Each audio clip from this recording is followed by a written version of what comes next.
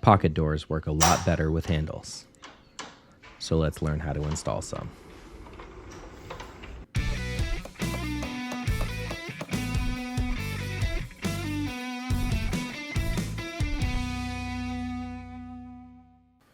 I started by drawing the position of the side handle.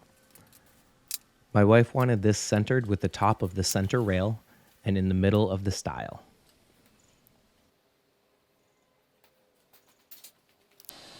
The next step is to put together a quick and easy router template. I used some leftover 1/4-inch plywood scraps that I had lying around. Do you see the mistake that I almost made here? Once I got my miter gauge set up properly so I wouldn't cut it in half, I cut down 4 pieces of 1/4-inch plywood to serve as my router template. Double-sided tape is by far the easiest way to attach the plywood pieces to the door so that I could use them as a guide for the router. These just need to be close enough. The handles all have overhangs on them, so the hole can be slightly oversized. From there, I used my plunge router and a flush trim bit to make the first few passes. Then I popped off the template, tested the depth, adjusted my router, and kept going until the handle fit flush and pretty. That was the easy part.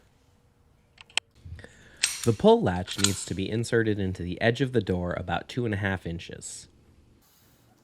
Like with the handles, I marked out the position of the mechanism on the edge of the door so that I would know exactly where I needed to cut. Unfortunately, I don't have a router bit long enough to make such a deep hole, so I decided to use an auger bit to get out most of the material.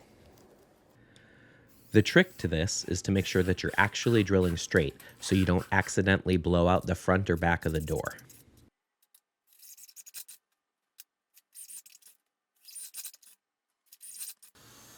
A quick cleanup, and then it's chiseling time.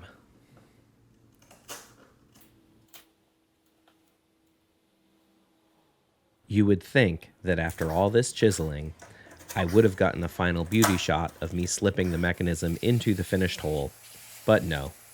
The closest I came was a test fit.